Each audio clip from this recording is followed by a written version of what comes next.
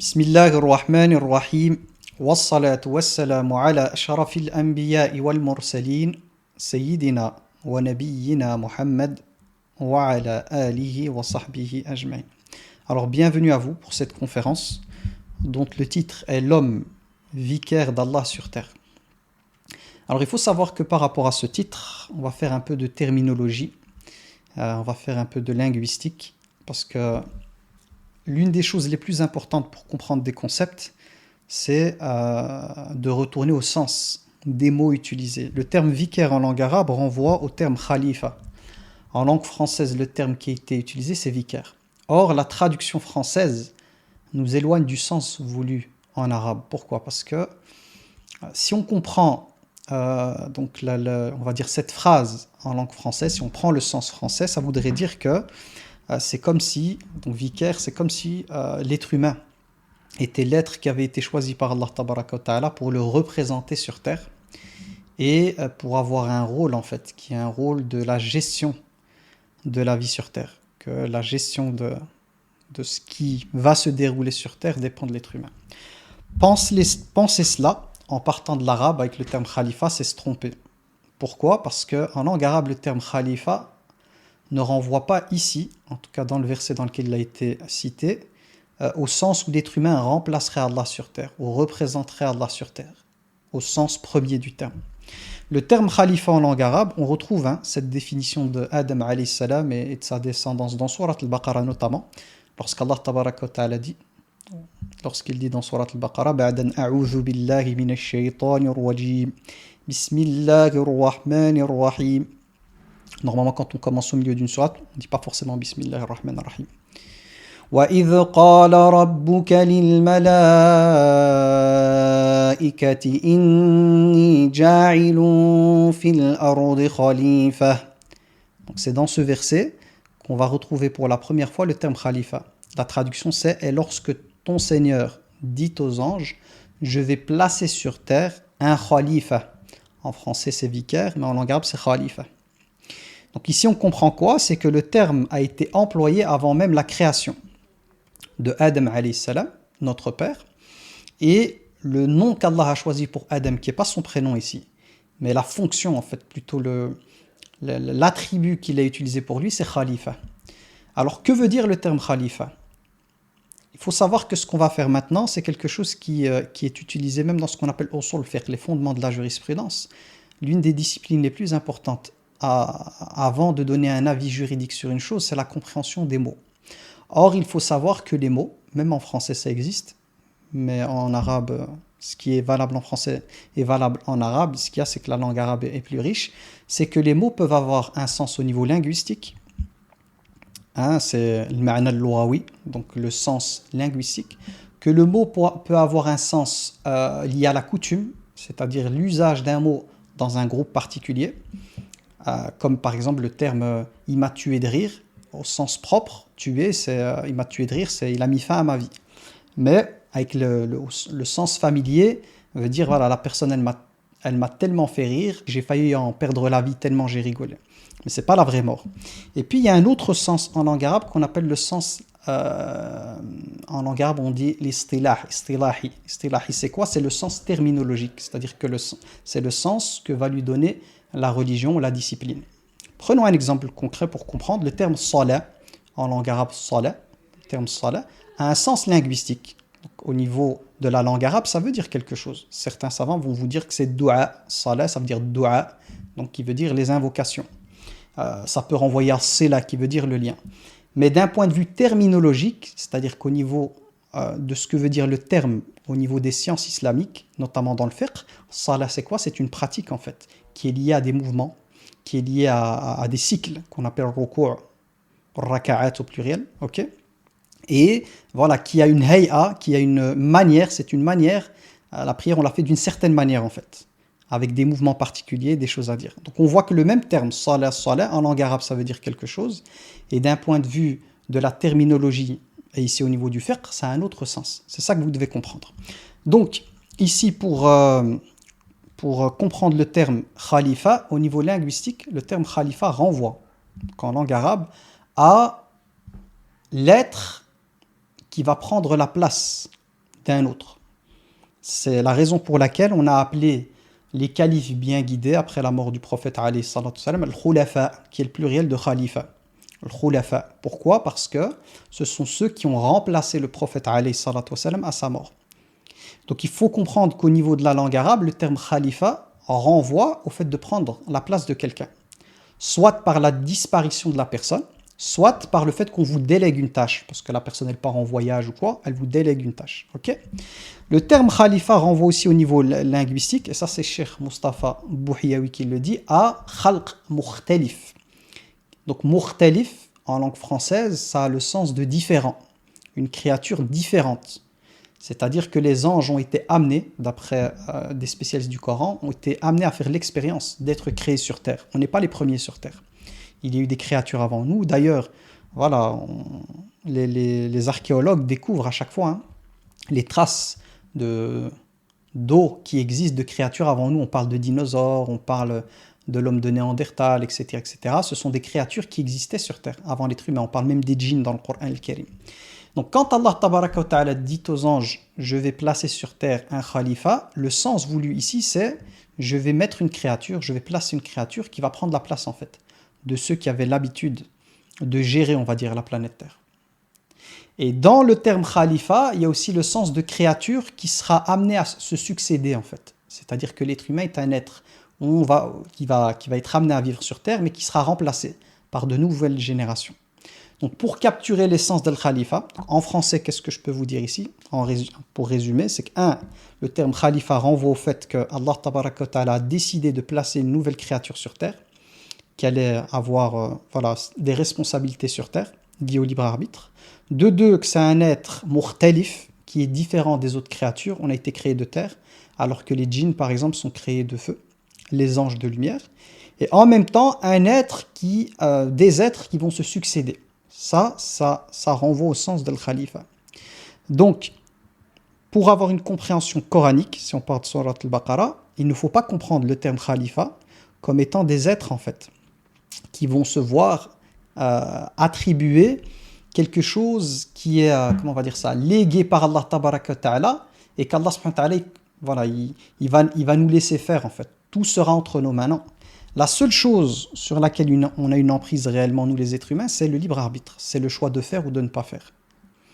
Et le test, justement, la vie sur Terre, on passe par la vie sur Terre, justement, par rapport à cette question des actes, en fait. Il y a un jour qu'on appelle le jour du jugement dernier, où nous aurons des comptes à rendre par rapport à ce libre arbitre.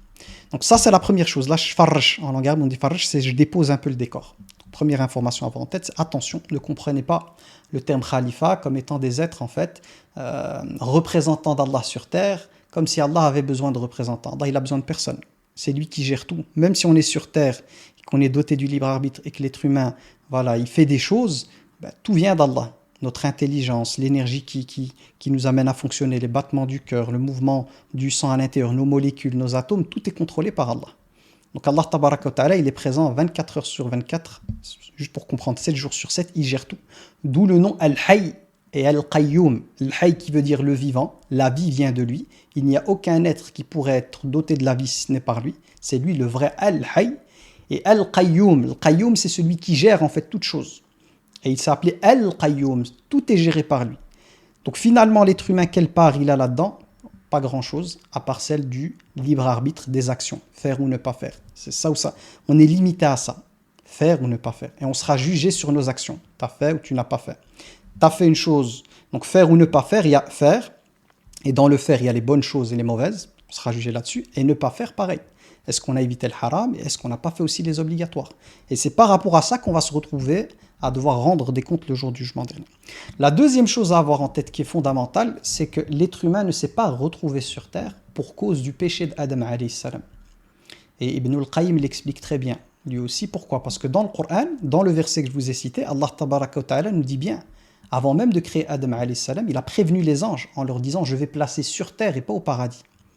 C'est-à-dire que, on va dire, en revenant à ce verset, on comprend que le fait qu'on se retrouve sur terre fait partie du plan initial de ce qu'Allah avait voulu dès le départ. Vous pourriez vous poser la question, alors pourquoi le paradis pour Adam alayhi salam et son épouse et finalement ce qu'il a consommé, le fruit qu'il a consommé, si on comprend ce que tu dis, ben à quoi ça a servi? Parce que finalement, effectivement, il s'est retrouvé en fait à quitter le paradis au moment où il a consommé de ce fruit-là.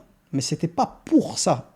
En fait, il y avait une préparation. Allah tabaraka wa ta'ala, avant de placer notre Père sur terre, notre Père, c'est-à-dire Adam alayhi salam sur terre, et qu'il se retrouve en fait dans une situation où il allait être directement face à son libre arbitre et face aussi à la réalité de la vie qui est compliquée, hein, la vie sur Terre. Pour manger, il faut travailler, voilà, il faut cultiver, il faut avoir du bétail, etc. etc. Donc c'est pas une vie facile que celle des terriens, si on peut dire ça comme ça. Donc Allah tabaraka wa ta'ala a voulu préparer notre Père. Il a voulu le préparer, raison pour laquelle il a d'abord placé au paradis, un monde dans lequel tu as tout ce que tu veux, gratuitement, si on peut dire ça comme ça, sans travailler ni rien. Le monde idéal. Mais en même temps, il a voulu le préparer à sa nature humaine, parce que chaque être humain a un côté qui appelle vers le mal, si on peut dire ça comme ça, qui est influencé par ses désirs, si vous préférez. On a tous ce côté désir à l'intérieur, pulsion, désir et tout. Et comme Adam alayhi salam, Allah subhanahu wa ta'ala l'a créé avec un esprit qui est une entité, on va dire un peu céleste, qui sort de la terre, extraterrestre, l'esprit est extraterrestre, c'est-à-dire qui ne vient pas de la terre, mais un corps terrestre. Et le mélange avec les deux, donc l'agencement des deux, va amener cet être humain à avoir un côté qui penche vers la lumière et un côté qui penche vers le côté animal, bestial, qu'on retrouve dans cette substance qui est la terre. Donc Adam alayhi salam, notre père, qui n'a pas d'expérience dans la vie, il est arrivé au monde, Allah subhanahu wa ta'ala lui a enseigné le nom de toutes choses, et d'ailleurs il a même dit aux anges, parce que les anges s'étonnaient de la création de notre Adam, en disant Ataj'alu fiha man yufsidu fiha wa yasfiku ad-dima. Ya Rab, tu vas placer sur terre un être qui va semer la corruption et verser le sang, alors que nous, on te glorifie, on te vénère. Ils ne comprenaient pas le sens. Et Allah leur a dit Qala inni a'lamu ma la ta'lamun. Je sais ce que vous ne savez pas. Ce qu'on retrouve chez certains savants, c'est que les anges ont cru en fait que l'humanité dans sa globalité finirait par verser le sang et semer la corruption. Alors que, alhamdoulilah, chez les êtres humains, il y a des bons et il y a des moins bons. C'est comme ça, la nature humaine, elle amène aux deux. Mais il y a un sens qui est beaucoup plus profond, c'est que finalement, nous sommes un objet en fait d'étude pour les gens, mais pour nous-mêmes aussi. Et nous sommes aussi un moyen par lequel les anges et nous-mêmes pouvons avoir accès à des noms d'Allah tabaraka wa ta'ala qu'on n'aurait pas pu comprendre si ce n'était par des êtres faillibles, des êtres dotés du libre arbitre. Pourquoi? Parce que si finalement l'être humain avait été créé comme les anges, pas de désobéissance, voilà, pas de péché ni rien, tous les noms qui sont en lien avec la miséricorde, avec le pardon, avec l'indulgence d'Allah tabaraka wa ta'ala, on n'aurait pas pu les connaître.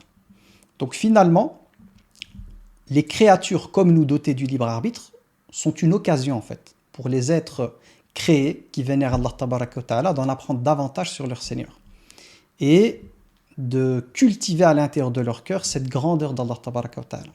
Donc on est entre guillemets, je vais utiliser le terme chance parce que j'ai pas d'autre, on est une chance pour les anges, mais pour nous-mêmes aussi. Parce qu'à travers les différentes histoires qui sont les nôtres, les différents vécus, subhanallah, souvent moi j'ai des gens qui me contactent par rapport au fait de leurs péchés, qui culpabilisent, qui ont du mal à tourner la page, qui ont peur de l'enfer et tout. Ce que je leur dis souvent, je leur dis, n'oubliez pas, on est des êtres humains. On est des êtres créés avec la possibilité de commettre des péchés. Et même le prophète alayhi salam nous rappelle qu'on est tous issus de Adam alayhi salam et que notre père a aussi péché.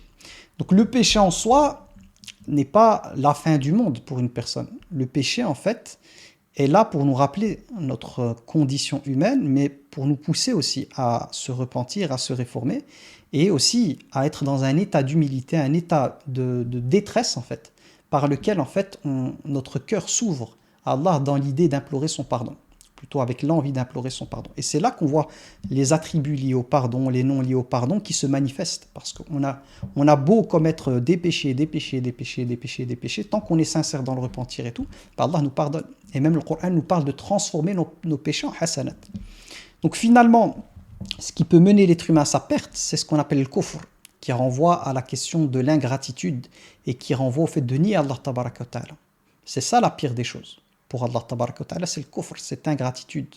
Par contre, la personne qui est croyante, qui a la foi et qui tombe des fois dans les péchés, tant qu'elle fait la tawbah, donc tant qu'elle est dans le repentir, tant qu'elle est dans la réforme, même si elle tombe 1000 fois dans la même bêtise, mais qu'elle est sincère et tout, elle est encore dans une zone où alhamdoulilah, elle est couverte par la miséricorde d'Allah tabaraka wa ta'ala. D'ailleurs, on a un verset dans le Coran où Allah tabaraka wa ta'ala nous dit plutôt قُلْ يَا عِبَادِيَ الَّذِينَ أَسْرَفُوا عَلَىٰ أَنفُسِهِمْ لَا تَقْنَطُوا مِنْ رَحْمَةِ اللَّهِ إِنَّ اللَّهَ يَغْفِرُ الذُّنُوبَ جَمِيعًا إِنَّهُ هُوَ الْغَفُورُ الرَّحِيمُ.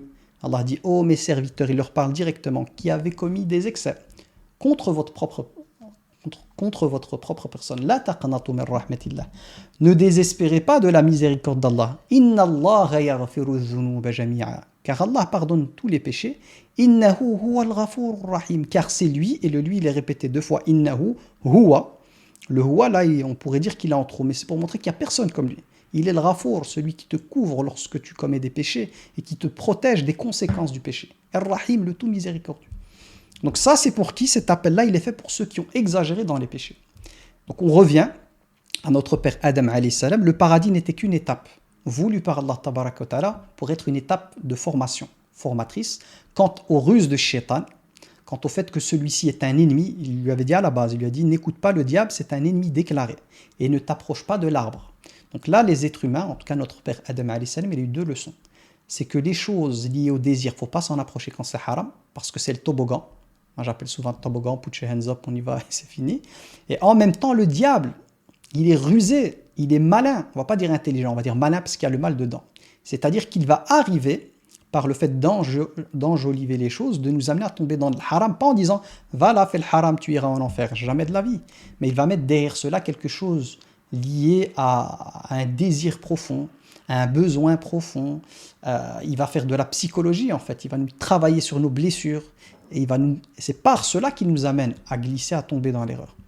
Donc, revenons à notre père Adam alayhi salam. Première étape, c'était le paradis. C'était une préparation.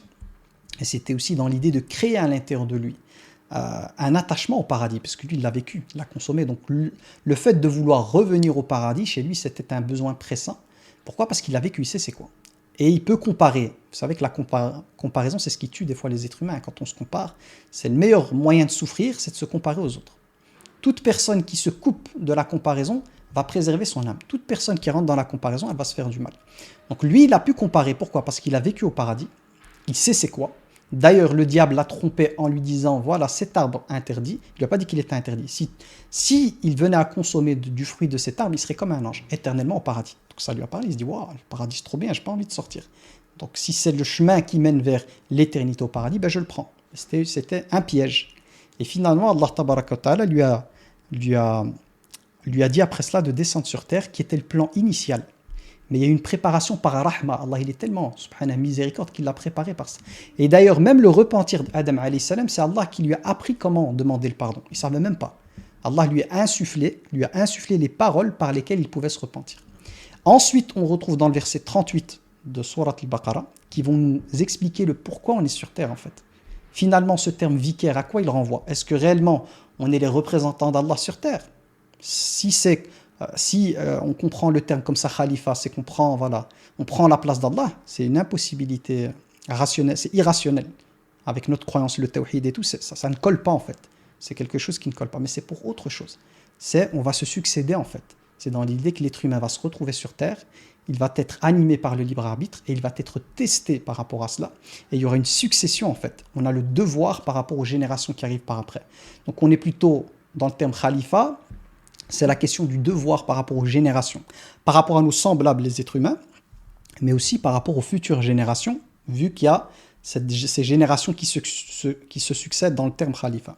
Donc dans le Coran, Allah tabaraka wa ta'ala, lorsqu'il dit à Adam alayhi salam, son épouse et même Shaitan, de descendre sur terre, il va expliquer le pourquoi finalement. Pour comprendre le sens de vicaire ici au sens coranique du terme. Quand je dis coranique, je prends aussi les hadiths, mais ici c'est par rapport à la sourate al-Baqarah. C'est Allah tabaraka wa ta'ala, subhanahu wa ta'ala qui dit « Qul nahbitu minha jami'a » Allah a dit, en français, nous dîmes, descendez d'ici vous tous. C'est-à-dire Adam, alayhi salam, son épouse Hawa, Ève et Shaitan.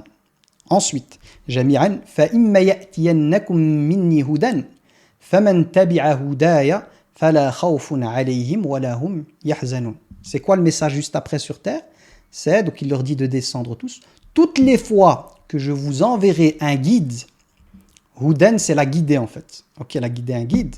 Celui c'est homme ou femme, hein, le suivront. Donc les personnes qui suivront ce guide n'auront rien à craindre et ne seront point affligées.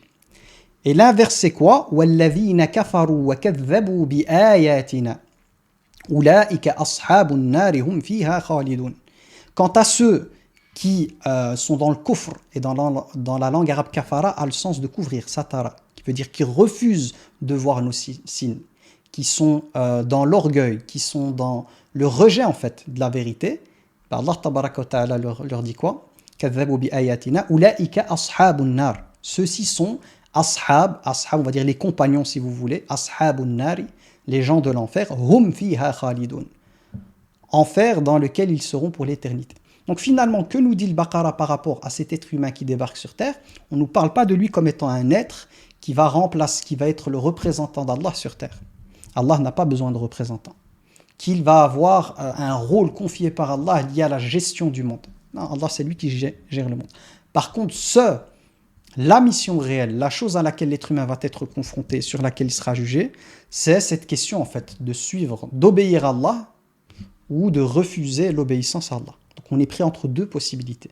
Celle de la soumission, et si vous acceptez la soumission, on va vous appeler muslim ou muslima, et au pluriel c'est le muslimoun, les musulmans, ou kafir, qui en langue arabe renvoie à négateur, celui qui refuse de se soumettre. Donc soit on est compté parmi les soumis, Allah tabaraka wa ta'ala enverra à chaque fois, c'est ce qu'il a promis ici, des prophètes, il a envoyé des prophètes, des messagers, des livres, dans l'idée d'amener, de guider l'humanité vers la voie de la réussite, qui est celle de la soumission à Allah tabaraka wa ta'ala, par le tawhid, par le fait de l'adorer lui seul, lui et seulement lui, et d'être dans une quête en fait, quant à laquelle la personne va, augmenter sa connaissance de son Seigneur, augmenter son amour de son Seigneur, cultiver cette foi à l'intérieur, cette taqwa, cette piété à l'intérieur. C'est pour cela qu'on est sur terre. Donc, pour résumer le sujet, parce que le frère il m'a donné un temps, je vérifie le temps, parce qu'en 40 minutes, c'est pas évident, donc j'ai fait 20 minutes, il me reste plus ou moins 10-15 minutes. Donc pour revenir à ce thème-là, cette question de vicaire d'Allah sur terre, attention aux mauvaises interprétations. Si on prend vraiment le terme que l'être humain est khalifatullah fil ard, au langue arabe khalifatullah, c'est-à-dire le khalifa d'Allah, ça ne peut pas être le sens de remplaçant d'Allah sur terre.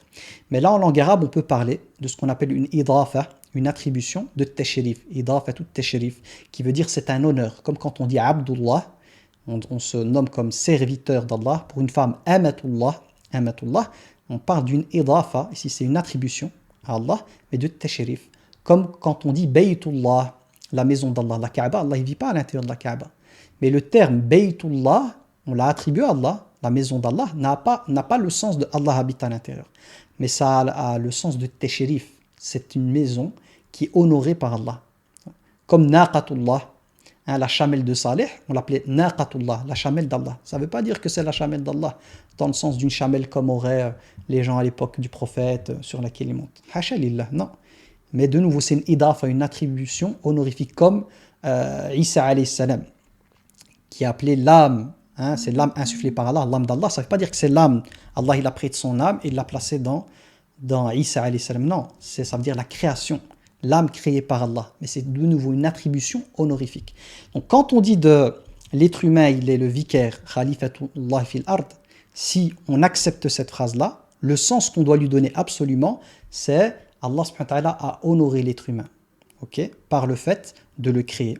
Et en même temps par le fait de lui attribuer une raison, un aql, une raison, et de l'équiper d'une fitra, d'une programmation innée pour tendre vers l'adoration d'Allah tabaraka wa ta'ala, pour être au service de la guidée d'Allah tabaraka wa ta'ala.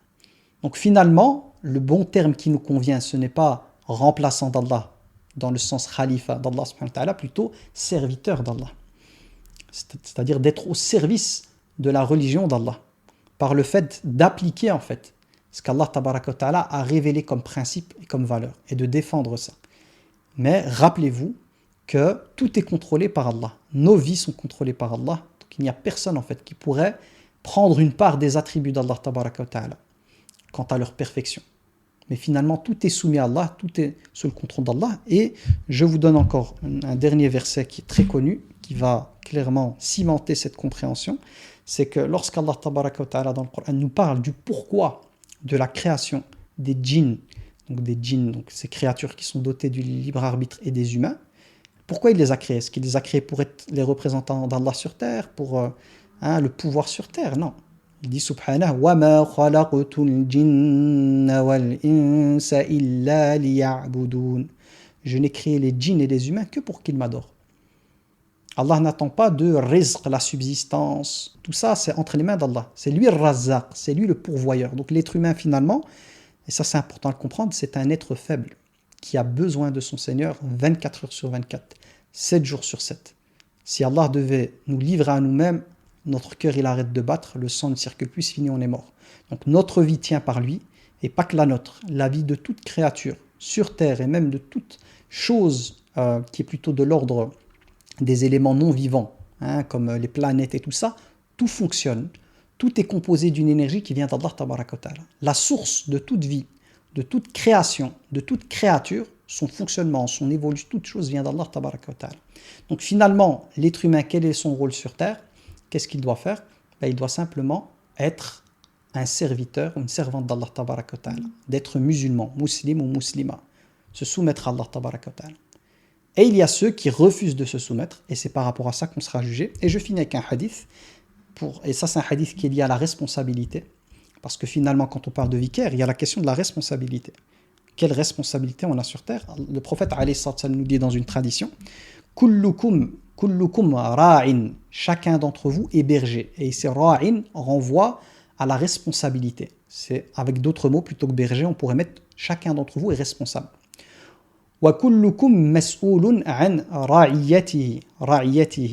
C'est-à-dire, et chacun d'entre vous est responsable des personnes qu'il a sous son autorité. Et il a parlé de l'imam. Il dit l'imam est un ra'in, donc il est responsable par rapport à sa fonction d'imam. Donc l'imam en langue arabe renvoie guide, peut renvoyer au chef d'État, pour renvoyer à celui qui préside la mosquée. C'est un terme qui est assez large, mais ça renvoie à guide, la personne qui montre la voie. Okay. Vous avez aussi ar-rajulu, donc l'homme est aussi un ra'i par rapport à son statut de chef de famille, il est responsable. La femme aussi, elle est ra'iyah, elle a cette responsabilité par rapport à sa maison et par rapport à ceux dont elle a la responsabilité. Et il parle même à l'époque on parlait d'esclaves, maintenant on peut dire travailleur. Al-khadimu, c'est aussi un ra'in, c'est-à-dire celui qui a un travail, il est responsable en fait. Il aura des comptes à rendre. Quand on dit responsable, c'est compte à rendre par rapport à la responsabilité qu'il a eue. Donc finalement, pour résumer le thème, comme ça je permets les questions-réponses, donc pour l'être humain, si on veut résumer cet être humain qui est khalifa, qu'Allah a choisi, c'est un être qui a été créé par Allah Tabaraka wa Ta'ala pour remplacer le règne des djinns, qui se succédera sur terre, génération après génération, qui va avoir une responsabilité par rapport à ses semblables, quant à la transmission du tawhid, transmission de l'unicité, quant au fait d'ordonner le bien et d'interdire le mal. Tout cela fait partie de la responsabilité de l'être humain. Et il se verra, le jour du jugement dernier, rendre des comptes là-dessus. C'est ça le résumé de notre histoire. Et pourquoi nous avoir créés, comme les anges se sont posé la question, « Allah, vas-tu établir sur terre des êtres qui vont semer le sang et plutôt verser le sang et semer la corruption ?» Allah leur a dit, « Je sais ce que vous ne savez pas, c'est que nous, les êtres humains, on est une occasion pour le reste des créatures dotées d'une raison de contempler les noms divins liés à notre nature humaine. Mais en même temps, on est là aussi pour faire l'expérience de ces noms divins par rapport à notre faiblesse. Il n'y a pas de tawakkul au paradis. Le jour, si on espère toutes et tous être au paradis, le tawakkul, cette confiance en Allah, n'existe pas dans le paradis. Parce que dans le paradis, tu as tout ce que tu veux.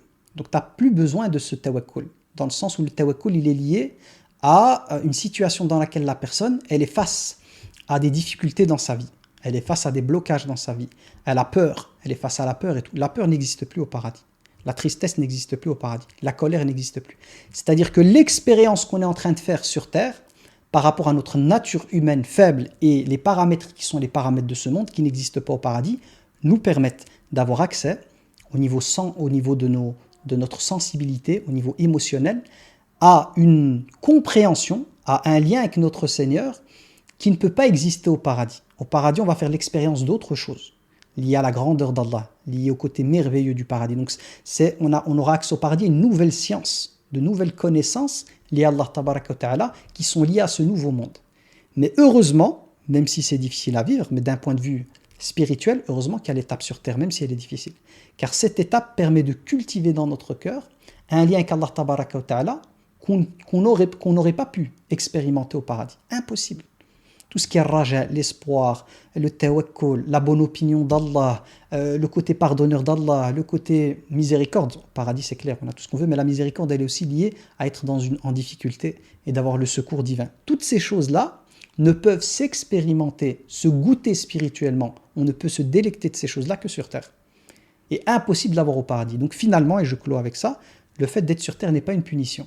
On n'est pas sur terre à cause de notre père Adam alayhi salam. Et il y a même une preuve dans un hadith où le prophète alayhi salam nous rapporte que Moussa alayhi salam, dans le monde des esprits, a rencontré Adam alayhi salam. Il lui a dit, c'est de ta faute en fait. On s'est retrouvé à être sur terre par la désobéissance que tu as commise. Et Adam alayhi salam lui aurait dit, me juges-tu responsable d'une chose qu'Allah tabaraka wa ta'ala avait prédestinée, si je me souviens bien, avant de me créer. Et le prophète de commenter cette histoire, cette altercation, si vous voulez, entre les deux, en disant, et c'est Adam qui a pris le dessus, alayhi salam, sur Moussa, quant à l'argumentation. C'était quoi le sens? C'est de dire, mais Allah subhanahu wa ta'ala, c'est lui qui avait décrété que je devais être sur terre avant. Donc, que ce soit ma consommation du fruit interdit ou pas, finalement, je devais aller sur terre. Donc, cette consommation de ce fruit faisait partie d'un plan. Parce qu'Allah tabaraka wa ta'ala a rendu un seul arbre interdit, tout le reste était halal. Et il n'avait rien de spécial. Hein. L'arbre, c'était rien, c'était juste pour préparer Adam, comme une petite interro avant l'examen sur terre. C'était une préparation. Donc quand il lui dit « te rapproche pas de cet arbre », il n'avait rien de spécial. C'était pour lui donner en fait la possibilité de faire l'expérience de ce libre arbitre, mais de ce côté désir chez l'être humain, mais surtout de pouvoir appréhender la ruse du diable. À quel point le diable il est trompeur, il est capable de jurer par Allah, parce qu'il a juré par Allah, qu'il était un bon conseiller. Donc cet interdit et ce péché n'étaient qu'une préparation en fait à la vie sur terre. Mais lui, on va dire entre guillemets, je vais utiliser ce terme-là, il a été vacciné. Adam alayhi salam a été vacciné par cela, parce qu'il a perdu tellement par cet acte-là, lui il l'a compris comme ça, il a perdu le paradis pour ça, mais c'était pas pour ça, c'était le plan. Donc plus jamais de la vie, il n'allait se retrouver à écouter le diable ou céder à ses désirs. Par contre, sa descendance n'a pas l'expérience de ce que Adam alayhi salam a vécu au paradis. Donc ceux-ci sont amenés à faire leur propre expérience. Lui, il va les conseiller, il va leur dire attention, n'écoutez pas le diable, j'ai fait l'expérience. Mais on ne peut pas transférer en fait. On peut conseiller, mais il n'y a que l'intelligent en fait, ou l'intelligente qui peut profiter de l'expérience des autres pour ne pas tomber dans les mêmes pièges. Et puis il y en a d'autres qui n'en font qu'à leur tête et qui vont faire l'expérience en fait, par le fait de tomber dans le même trou et de se dire ah ouais, subhanallah, j'aurais pas dû. Donc nous on est les êtres humains, voilà, il y a plusieurs possibilités quant à ces choses-là. Il y a ceux qui profitent en fait de l'expérience des autres pour se nourrir de celle-ci et ne pas faire les mêmes erreurs, et d'autres qui tombent, qui malheureusement n'écoutent pas, mais c'est leur, voilà, ce sera leur manière d'apprendre. Ok, donc je m'arrête là-dessus. Subhanakallahumma wa bihamdik, ashhadu an la ilaha illa ant, astaghfiruka wa atubu ilayk. Subhana rabbika rabbil izzati amma yasifun, wa salamun ala al-mursalin, walhamdulillahi rabbil alamin. Ceux qui ont cours avec moi, qui sont dans mes cours, oui, il y aura cours à 21h, Inch'Allah. Inch'Allah. Alors, je vais débloquer parce que j'entends pas, j'ai bloqué au cas où. Salam alaikum. Alaykoum salam, barakallahu fikoum, et récompense pour cette belle intervention. Qu'Allah fasse qu'on soit Inch'Allah à la hauteur de cette mission et de cette responsabilité, toutes et tous. Donc, Inch'Allah, merci encore d'avoir répondu présent à notre invitation. Pour ceux qui veulent avoir plus accès aux conférences et aux interventions sur Abou Bakr, il y a sa plateforme en ligne pour les doués d'intelligence. Inch'Allah, on partagera le lien ci-dessous. Il y a aussi possibilité d'avoir des consultations sur le site. Inch'Allah, vous voulez découvrir Inch'Allah sur le site. Donc, Inch'Allah, maintenant, la place à vos questions, s'il y a des ajouts, les interventions, Inch'Allah, sont les bienvenues. Ne soyez pas gênés, alhamdoulilah. Ici, on apprend tous les jours. Et alhamdoulilah, c'est une occasion d'avoir le frère avec nous, Inch'Allah, qui va répondre aux questions. Donc, n'hésitez pas, Inch'Allah, et tous. Donc, ici, j'ai une première question. Dire que tous nos péchés font partie du plan d'Allah, n'est-ce pas une manière de se débarrasser de notre responsabilité? Non, parce qu'ici, il faut bien comprendre. Je n'ai pas parlé des péchés, j'ai parlé de la nature humaine. Ce qu'il faut comprendre, c'est que les péchés sont la conséquence du libre arbitre. Et c'est Allah tabaraka wa ta'ala qui a voulu nous donner ce libre arbitre par lequel on peut être amené à désobéir. Et c'est par cette désobéissance que l'être humain, en fait, se retrouve dans une situation où il a besoin du pardon d'Allah. Il va tomber dans ce qu'on appelle an-nafs, al-lawwama, l'âme qui se blâme. Donc c'est pas le péché que je vise exactement, mais c'est le libre arbitre qui a pour conséquence la possibilité de commettre des péchés. Mais Allah subhanahu wa ta'ala, ce qu'il veut de nous, c'est pas la souillure. Il nous a pas créé pour pécher. Parce que ce serait une erreur de comprendre ça comme avec le terme khalifa. Si on comprend qu'on est les khalifas d'Allah sur terre, ça veut dire que voilà, Allah subhanahu wa ta'ala nous a chargé en fait de quelque chose et lui part. C'est une mauvaise compréhension. Pareil ici pour la question du péché. Il ne faut pas comprendre par cela qu'Allah tabaraka wa ta'ala voulait de nous qu'on soit des êtres désobéissants au sens absolu, désobéissants pardon, au sens absolu du terme. Non, il a voulu faire de nous des êtres libres, confrontés à un libre arbitre qui peut amener à désobéir. Mais cette désobéissance, quand on est croyant, quand on prend conscience du mal qu'on a fait, va nous pousser en fait par cette foi à demander pardon à Allah tabaraka wa ta'ala. Et ce qu'Allah attend de nous, c'est pas la perfection. C'est ça que je veux dire par là, c'est qu'il n'attend pas de nous la perfection parce que c'est impossible. Mais ce qu'il attend de nous, c'est que si nous sommes amenés à être appelés par l'âme qui appelle au mal, à glisser, de revenir directement et demander pardon, de reconnaître ce Seigneur comme étant un Seigneur repentant, pardonneur, etc. etc. C'est ça qu'il attend. Mais ce n'est pas le péché au sens absolu, je parle bien au sens strict du terme. Non, ce serait mal de penser qu'Allah il va faire des péchés. Non, c'est pas ça. C'est la conséquence du libre arbitre et de la découverte de ces noms liés au pardon implique le fait que l'être humain est libre et dans sa liberté, il peut être amené à glisser. Mais le Coran est là pour nous dire de ne pas glisser. Le but du Coran, c'est de nous amener à marcher droit. Et il y a des êtres humains, alhamdoulilah, qui font tout pour marcher droit. Et puis il y en a d'autres qui ne se gênent pas à commettre les péchés. Allah subhanahu wa ta'ala peut se mettre en colère contre eux. Il y a des peuples qui ont disparu. Donc il faut bien comprendre le sens. Je parle de la nature humaine. Et pas, le péché n'est que la conséquence de la nature humaine câblée par le libre arbitre. Mais de cette conséquence, Allah il est tellement bon que malgré le fait que par faiblesse quelqu'un est tombé dans le péché, Allah est pardonneur, peut transformer les péchés en hasanat et tout. Donc on ne fait pas la promotion ici, c'est pas l'idée de faire la promotion des péchés, de dire ouais c'est bien. Non, non, au contraire, c'est mal. Le munkar est munkar, le blâmable est blâmable. Mais c'est pour donner de l'espoir à ceux qui des fois laissent leur âme prendre le dessus et qu'Allah il est pardonneur. Tu peux pas être parfait, parfaite. Mais il ne faut pas t'autoriser en disant ça, te dis pas ah je peux pas être parfait, parfaite, donc je peux faire n'importe quoi. Non. Tu te dois d'être parmi les pieux et les pieuses, mais si ton âme, par insufflation satanique, t'amène à glisser, tu te dois de revenir et de faire tawbah, le repentir. Et même si ça se répète 1000 fois, tu dois à chaque fois revenir demander pardon. Wallahu a'lam. Donc, deuxième question. J'ai entendu que c'est nous qui avons choisi d'être des humains, car un verset dit que dans les cieux et la terre, on leur a demandé de porter la responsabilité et ils ont refusé. Ça, c'est pas pour la question d'humain, c'est par rapport à l'amana. L'amana, c'est le fait d'avoir cette responsabilité par le libre arbitre d'avoir des comptes à rendre. Mais Allah savait très bien que les cieux et la terre n'allaient jamais l'accepter. C'est pour montrer en fait le poids de cette chose. Si des créatures aussi grandes, aussi vastes que les cieux et la terre, hein, et même l'art, je pense, les cieux, la terre et les montagnes, voilà, c'est les montagnes que j'ai oubliées, ont eu peur de cette responsabilité, c'est pour montrer en fait de la nature de l'être humain. L'être humain l'a endossé parce que à la base, si ce n'est par la grâce d'Allah, il est zaloum et jahoul. Il est zaloum ou zulm, c'est l'injustice. Et l'injustice, c'est le manque de sagesse. Parmi les sens qu'on peut donner à l'injustice. Zulm, c'est de ne pas placer les choses à leur bonne place. Alors que la sagesse en langue arabe, c'est de placer chaque chose à sa bonne place. Donc l'être humain, par nature, sans instruction, sans spiritualité, il est zaloum, il est injuste. Il veut tout pour lui, il est égotique. Ça, c'est zulm et jahoul, c'est ignorant. Sans la science, il est ignorant, c'est-à-dire que des fois, il est amené à faire des choses et il ne calcule pas les conséquences à moyen long terme. Il est dans l'ici et maintenant. Ça, c'est l'être humain dépouillé de spiritualité, c'est-à-dire un être humain qui n'est pas câblé par l'iman, qui laisse son âme prendre le dessus, le côté bestial de l'âme, il sera zaloum et jahoul. Mais les montagnes et les cieux et tout ça, dans l'ayat, on voit qu'ils ont refusé, c'est l'idée de comprendre le poids de la chose en fait.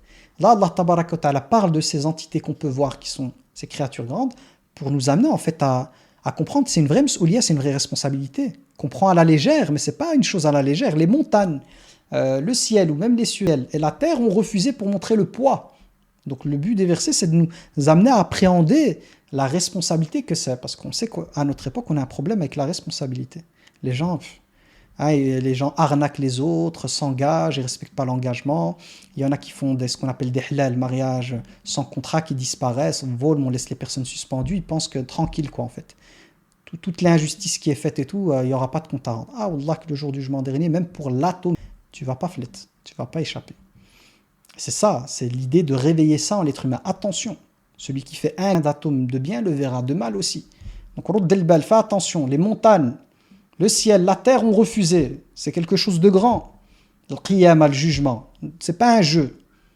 Donc, prends ta responsabilité. Essaie de craindre d'Allah et ne vis pas ta vie à l'aise, tranquille. Arnaque à droite, ment là, parle sur d'autres, celui-là fait. Ah, ni peur, ni crainte. C'est dans ce sens-là qu'il faut comprendre. Wallahu a'lam. Voilà, désolé, j'avais raté une question avant. Donc, la sœur il dit certains nous disent qu'il faut, à notre niveau, incarner les attributs du Tout-Puissant. Comment doit-on comprendre ceci? Il y a des attributs qu'on peut appliquer. Par exemple, comme Rahma. Allah, il est Arham ar-Rahimin, il est Rahman ar-Rahim, la miséricorde. On se doit d'avoir de l'empathie. La rahma, c'est ce côté du cœur en fait qui penche vers l'autre avec l'idée d'avoir de l'affection, d'avoir de l'empathie, de vouloir son bien, de l'aider, d'oublier un peu son ego, son côté égoïste pour aller, voilà, par rahma, tu vois des pauvres, tu vas prendre de ton argent, tu vas donner. C'est ça la rahma. Donc là, oui, on applique l'attribut divin d'Allah de la rahma. Par exemple, al-karam, Allah c'est al-karim, le généreux, d'être des personnes généreuses. Allah, il est pardonneur, de pardonner aux autres. Tous les attributs en fait liés à la générosité, au pardon, à l'indulgence, qu'on appelle en langue arabe hilm. C'est quand quelqu'un te fait du mal et tu as la possibilité de lui remettre ce mal, tu ne le fais pas. Sabr, l'endurance, tous ces attributs sont des attributs en fait à appliquer. Puis il y a d'autres attributs qu'on ne peut pas. Il y a des attributs qui nous dépassent. Donc les attributs desquels on parle, c'est ceux-ci, qui sont liés à des qualités, à des valeurs que l'être humain peut appliquer. C'est celle-ci. Et pas les autres, non. Le mulk, tous les noms, les attributs d'autorité, on ne peut pas les avoir. Le kibriya, l'orgueil. L'être humain ne peut pas avoir l'orgueil, c'est interdit pour l'être humain parce qu'en fait, l'être humain, dès qu'il a de l'orgueil, il est zalim, il est injuste. Alors qu'Allah, il a le kibriya, qui renvoie à la grandeur, qui renvoie à la supériorité. Mais c'est une supériorité de justice et de miséricorde. Et l'être humain, c'est l'inverse. Dès que lui, il cultive le kibr, l'orgueil, ce kibr se transforme en fait en asservissement des autres, humiliation des autres, injustice. C'est pour ça que c'est interdit à l'être humain. On ne peut pas être dans le kibr. Pourtant, voilà, Allah c'est al-mutakabbir. Mais lui, pour lui, c'est positif. Parce que le mutakabbir ici, cet attribut divin ici, dans ce nom-là, est teinté de sa perfection. Il a la hauteur, il est au-dessus de tout, mais il n'humilie pas. Au contraire, il est miséricordieux, il est pardonneur. Et l'être humain, dès qu'il a du kibr, il a de l'orgueil, c'est l'inverse. Ça, c'est la perfection divine. Donc il y a des attributs divins, bien évidemment, qui ne sont pas appliqués et d'autres qui sont applicables. Oui, une troisième question. Donc, il y aura plus d'êtres humains en enfer qu'en paradis, vu la banalisation des péchés. Y a-t-il un hadith qui parle de ça? Oui, il y a un hadith qui parle de ça, qui avait effrayé les compagnons, parce que le prophète alayhi sallam avait pris l'exemple, je pense, je ne sais plus c'était de quel animal, mais c'est plutôt les bovins, style taureau ou thawr, le bœuf ou quelque chose comme ça. Et il avait parlé en fait, dans ce hadith en fait, mais il avait parlé des Gog et Magog, c'est ce qui les a rassurés. Plutôt, dans le hadith, il est dit que Allah dira à Adam, fais sortir les gens de l'enfer parmi sa descendance. Une personne sur 1000 sera au paradis. Et 900, comme il y a beaucoup de Belges ici, 999, pour les Français, 999 personnes en enfer. On a ce hadith. Les compagnons, lorsqu'ils ont entendu cela, ils ont été choqués. Ça veut dire que si on était dans une pièce, sur 1000 personnes, il y en a un au paradis, tous les autres en enfer. Ça fait peur. Et ce qui a rassuré les compagnons, c'est lorsque le prophète a parlé des Gog et Magog, en disant que ceux qui composent la grande partie des descendants d'Adam alayhi salam, c'est Ya'juj wa Ma'juj, les Gog et Magog, qui correspondent à, si on prend une vache, je vous donne mon exemple parce que le hadith, j'ai oublié c'était quelle couleur c'était, mais prenons une vache toute blanche qui a quelques poils noirs. Les poils noirs, on va dire, ce sont le reste de l'humanité, et le blanc, ce serait les Gog et Magog. Donc c'est ce qui a rassuré les compagnons. Mais à la base, c'était, dans le hadith, Allah dira à Adam, sort les gens de l'enfer, et c'est, voilà, sur 1000, une personne sur 1000 au paradis, tout le reste en enfer. Ça fait peur. Mais voilà, je vous rassure, c'est qu'on a un texte, en tout cas les savants musulmans nous disent que il n'y aura aucun muwahid, quelqu'un qui est mort à al-tawhid sur l'unicité, qui ne finira éternellement en enfer. Toute personne qui est morte à al-tawhid, l'unicité d'Allah, finira, quand bien même elle aurait commis énormément de péchés, qu'elle sera en enfer, elle finira au paradis, pour l'éternité. Alhamdulillah, pour les gens qui étaient dans le tawhid, alhamdulillah, le tawhid va les sauver, quoi qu'il arrive. Pourquoi? Parce qu'on rapporte que les gens de l'enfer diront à ceux qui ont cru en Allah, à quoi vous a servi de croire en Allah? Finalement, vous êtes dans le même état que nous. Et Allah tabaraka wa ta'ala On parle de l'ghira, on peut parler, c'est un attribut d'Allah, c'est avec mes mots pour comprendre, n'a pas aimé cette parole. Et il a ordonné à ce qu'on fasse sortir toutes les personnes qui ont, on parle même d'atomes en fait, un atome de iman dans leur cœur, de les sortir, jusqu'au dernier en fait, dernière personne qui était à tawhid, sur l'unicité d'Allah. Que doit-on comprendre lorsque Shaitan dit que c'est Dieu qui l'a induit en erreur? Est-ce qu'il essaye de se dédouaner ou c'est son orgueil extrême qui parle? Ben là en fait, si on le prend en sens apparent, c'est qu'il a compris que finalement le soujoud qu'Allah a demandé à al-malaïka, il y avait le but justement de dévoiler, parce qu'il y a ce qu'on appelle en langue arabe l'istidaraj. L'istidaraj, pour donner un sens, pour expliquer ça en français facilement, c'est comme une personne qui, quand elle veut aller puiser dans un puits, elle jette un seau, elle a une corde, et elle tire. Allah tabaraka wa ta'ala nous dit dans le Coran, sanastadrijuhum min haythu la ya'lamun. On va les tirer, les ramener de là où ils ne s'attendent pas. C'est-à-dire qu'Allah tabaraka wa ta'ala, étant un Seigneur juste, ne nous juge pas directement sur ce que le cœur comporte. Mais il nous met dans des situations où la réalité du cœur va sortir se manifester. Et c'est par la manifestation des choses, par les actes, par le qawl ou l'amal, par la parole ou les actes, qu'on sera jugé. Et en fait, Shaitan, il cultivait dans son cœur de l'ego. Finalement, il était adorateur pour lui-même, pas pour Allah. Donc, il se nourrissait de cette adoration pour son statut à lui. Allah, subhanahu wa ta'ala, a voulu le dévoiler parce qu'il connaît le contenu des cœurs. Donc, plutôt que directement de lui dire « Oh Iblis, viens ici, je sais que tu es un mutakabbir, t'es chassé du paradis », Iblis l'aurait vu comme une injustice. Et Allah tabaraka wa ta'ala ne laisse à aucune créature le fait de pouvoir s'imaginer un seul instant qu'il serait injuste. Donc, il nous met à l'action. Il n'y a aucune personne qui se retrouvera en enfer comme ça. C'est chaque fois lié à une action, quelque chose qui a été fait. Pour que la personne n'ait rien à dire. Parce qu'effectivement, si je me retrouve en enfer alors que j'ai même pas eu le temps de vivre sur terre, je vais trouver injuste. Allah, imaginons qu'Allah me dit « Ouais, mais je t'ai mis en enfer parce que sur terre, tu allais faire ça, ça, ça. » Mais ya Rab, j'ai rien fait. Oui, mais tu aurais fait. Mais j'ai rien fait. Oui, mais... C'est comme si moi j'ai été prof, je mets un 0 à un élève, parce que je sais que cet élève il va rien étudier et tout, je lui mets un 0 dès le début de l'année, il n'y a pas eu d'interro, il n'y a rien eu, 0. Comment il va le vivre? Même si finalement il aura un 0, il va le vivre comme une injustice. Qu'est-ce que je dois faire pour éviter cela? Lui donner les examens, les interros, lui donner tout pour réussir, et que lui-même ramène ce 0. Là, il n'y aura plus d'excuses.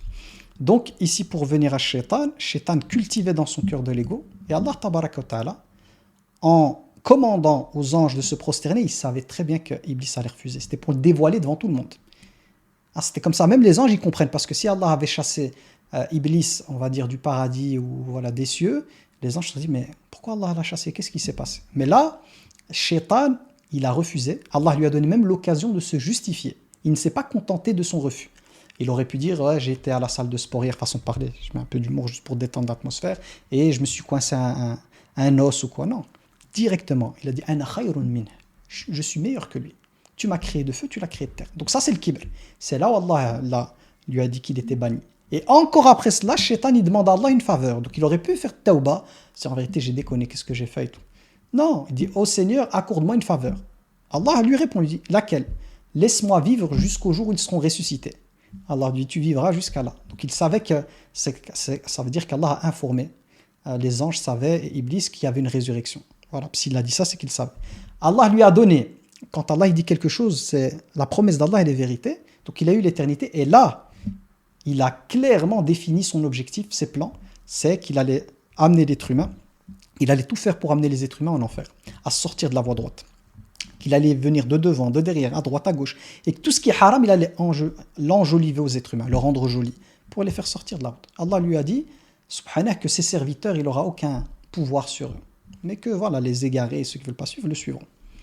Donc ça c'est pour comprendre que quand Shaitan dit oh Allah, par quoi tu m'as, entre guillemets, on va utiliser le terme trompé, c'est que peut-être l'hypothèse qu'on a, c'est qu'il a compris en fait qu'avec le sujoud et tout, Allah l'a dévoilé. Et c'est pour ça qu'il aurait dit ça. C'est pas dans l'idée de se dédouaner, mais il a compris en fait.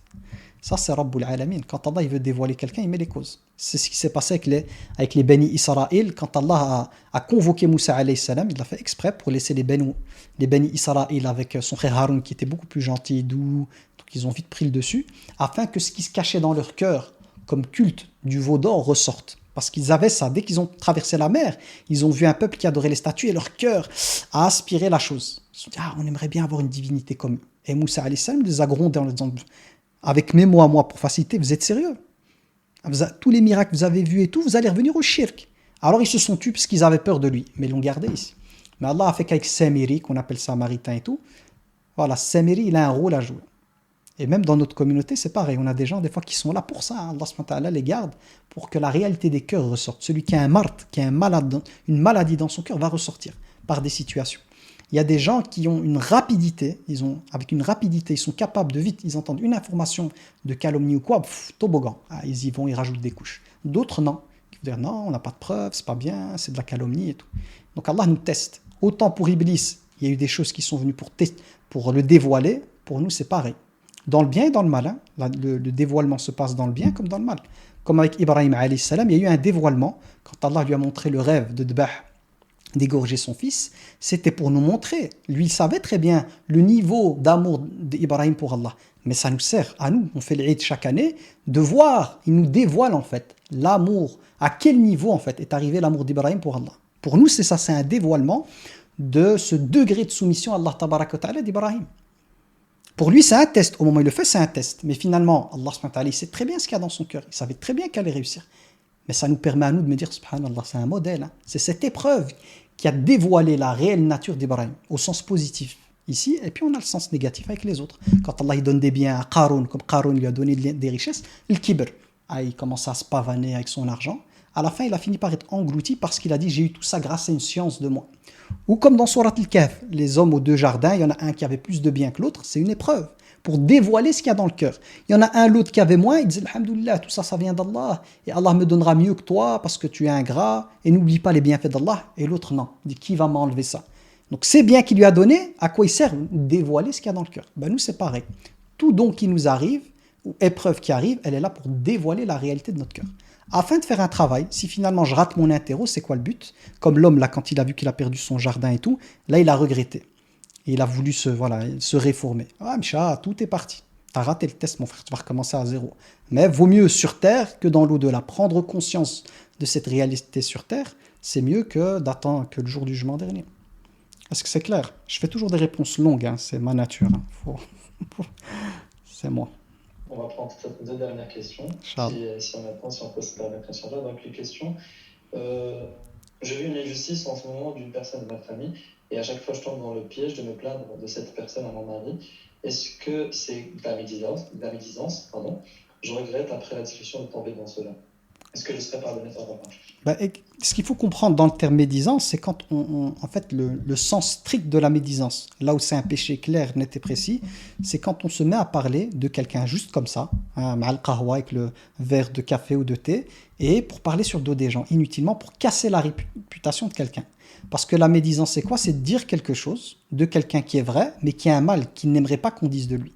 Pour comme ça, juste comme ça, à des personnes, on rajoute pour que ce soit médisance, à des personnes qui connaissent cette personne-là. Donc ça va casser l'image qu'on a de la personne. Ça, c'est clairement interdit par l'islam. Pourquoi? Parce qu'on est en train d'atteindre à l'image d'une personne, pour rien. Par contre, il y a des cas pour lesquels il n'y a pas médisance. Par exemple, on parle quand il y a une enquête pour le mariage, c'est autorisé d'aller faire une enquête, savoir et de dire la vérité sur la personne. Le prophète, c'est ce qu'il a fait. Il a dit des choses sur des compagnons à une femme qui voulait se marier, ou c'était des choses qu'il n'aurait pas trop aimé entendre, comme de dire que c'était qui? C'était qui encore? Il y en avait, je crois que c'est Muawiya. Il a dit de Muawiya que c'était un su'louk, je pense, qui veut dire il n'a pas d'argent, il est pauvre. Et un autre, j'ai oublié son nom, il dit c'est quelqu'un qui tape les femmes. Ce qu'il a dit là, il l'a pas dit devant les personnes, c'était derrière, mais c'était pour le mariage, pour l'intérêt de cette personne. Il dit l'un, il n'a pas d'argent du tout, pas de bien, et l'autre, il tape les femmes. Donc ici, c'est quoi? Il y a un objectif qui est un objectif important, c'est le mariage. Donc voilà, il doit lui donner l'information qui va lui permettre de se positionner. C'est pas pour le plaisir de parler sur le dos de Muawiya ou d'un tel. Pareil, donc on parle de ça, donc dans ce cas-là, pareil pour celui qui fait le péché en public. Il n'y a pas de médisance pour quelqu'un qui le fait devant tout le monde. Parce que finalement, la médisance, elle est liée à quelque chose de caché, qu'on va dire qui va entacher la réputation de quelqu'un. Et puis, quand on est victime d'injustice, il faut savoir qu'on est amené des fois à se plaindre à la justice, à l'avocat, à dire des choses. Donc, s'il y a un vol, une injustice, les gens venaient. Il y a une femme qui est venue auprès du prophète alayhi salam qui se plaignait de son mari. Donc, elle l'a dit derrière son dos, parce qu'elle était victime d'injustice. Il y a même une sourate. C'est une sourate, hein. J'ai oublié le nom de la sourate. Si le frère il se souvient, j'ai oublié de son nom. Mais je crois que c'est le Mujadala. La sourate le Mujadala. Elle est venue et tashtaki. Elle se plaignait en fait. Derrière le dos de son mari. Ouais, mon mari, voilà ce qu'il m'a dit, ce qu'il m'a fait. Pourquoi? Parce que là, c'est le rôle de médiateur. C'est pour que le prophète alayhi salam trouve une solution. Donc ça va dépendre. Il n'y a médisance réellement, au sens strict du terme, que quand des personnes s'amusent, on va dire, passent leur temps à parler derrière le dos des gens en disant des choses que la personne n'aimerait pas entendre. Mais lorsqu'il y a une utilité pour réparer quelque chose, pour réparer une injustice, pour vider son cœur, pour demander conseil ou quoi, c'est autre chose. Parce que l'intention, elle est saine ou elle est là pour rétablir une vérité ou autre. Wallahu a'lam. On prend une dernière question, Inch'Allah. J'ai vu un hadith qui montre qu'on n'est pas jugé que sur ce qu'on pense, mais serons-nous jugés sur les waswas, sur les choses horribles qui traversent notre esprit.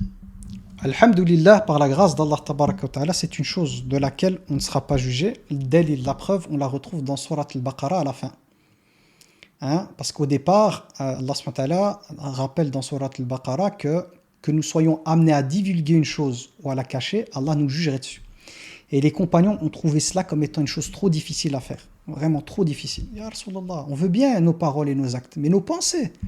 Et le prophète d'Allah leur a dit, voilà, c'est comme ça, ne faites pas... Voilà, l'idée c'est de comprendre, c'est de ne pas tomber dans les autres peuples qui ont dit Sami'na wa asayna. Nous avons entendu, nous désobéissons. Donc eux, ils ont dit Sami'na wa ata'na. C'est pour ça que la suite, il y a même Sami'na wa ata'na. C'est que finalement, quand le prophète leur a dit ça, ils ont dit voilà, si Allah subhanahu wa ta'ala alors nous jugera sur nos pensées, ben, on fera tout alors pour les maîtriser. Et Allah subhanahu wa ta'ala, le verset par après, parmi les derniers versets, on a le verset dans lequel Allah dit La yukallifullahu nafsan illa wus'aha. Allah n'incombe pas une personne une charge qui dépasse ses capacités. Les pensées, on ne peut pas les gérer, ça dépasse nos capacités.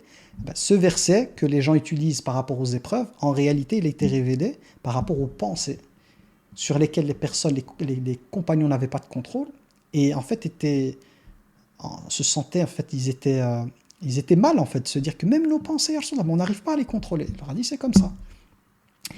Comme ils ont accepté, ils ont dit ok, sami'na wa ta'ana, on a entendu, on va obéir, on va faire notre max. Allah les a déchargés.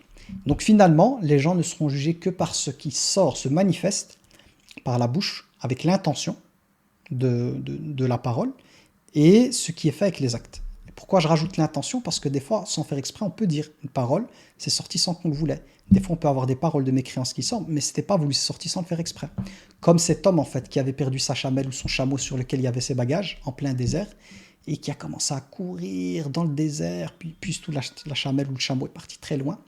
À la fin, après des heures de marche dans le désert, il s'est installé comme ça, il attendait la mort.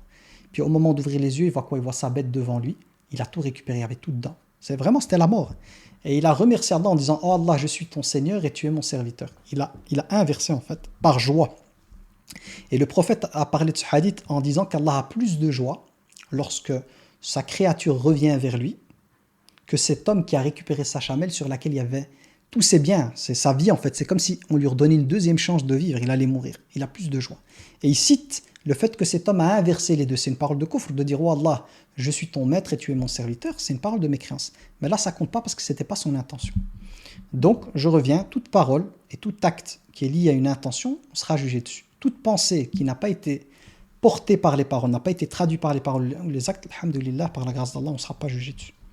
Alors, on va clôturer. Barakallahu pour votre présence, chers frères, chères sœurs, et un grand merci encore d'avoir par cette belle intervention. Que Dieu le bénisse. Et merci à vous, Inch'Allah, que Dieu vous bénisse, que Dieu vous préserve. Et à très bientôt, Inch'Allah. Alors pour les doigts, je les commence en arabe, mais court, et puis français, parce que l'idée, c'est que les doigts, il faut les comprendre. Si les gens ils disent Amin, ils ne comprennent pas, quelle est l'utilité? Mais quand même, je commence un peu par là.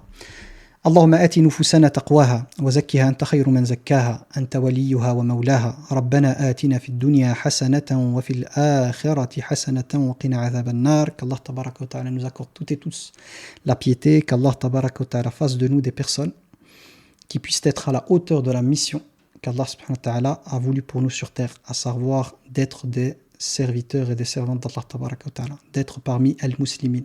Qu'Allah tabaraka wa ta'ala nous préserve de toute forme de kufr, toute forme d'ingratitude, toute forme de rébellion et toute forme en fait de mauvaises opinions d'Allah tabaraka wa ta'ala. Qu'Allah tabaraka wa ta'ala nous compte parmi ceux qui ont un vrai tawakkul, une vraie confiance en lui. Qu'Allah tabaraka wa ta'ala nous compte parmi les personnes qui ont cultivé dans leur cœur par la grâce d'Allah un amour intense de notre Seigneur. Qu'Allah tabaraka wa ta'ala nous fasse don d'un amour inconditionnel de sa majesté. Qu'Allah tabaraka wa ta'ala ne nous amène pas à tomber dans les travers de ceux qui, parce que leur vie ne tourne pas comme ils le désirent, ont cultivé une mauvaise opinion d'Allah.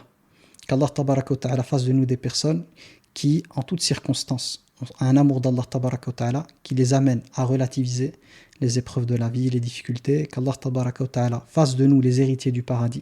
Qu'Allah tabaraka wa ta'ala nous compte parmi les habitants del Firdaus al-A'la. Qu'Allah tabaraka wa ta'ala nous préserve du feu de l'enfer. Qu'Allah tabaraka wa ta'ala nous compte parmi ceux qui pourront s'ombrager, se mettre sous l'ombre de son trône le jour du jugement dernier, au moment où il n'y aura d'autre ombre que celle de son trône. Qu'Allah tabaraka wa ta'ala nous rassemble autour du bassin du prophète alayhi salatu wassalam, et qu'Allah tabaraka wa ta'ala nous donne par sa grâce l'honneur de pouvoir voir son visage magnifique fil jannah au paradis. Amin ya Rabb. Wa salli Allahumma wa sallim ala sayyidina Muhammad wa ala alihi wa sahbihi ajma'in walhamdulillahi rabbil alamin.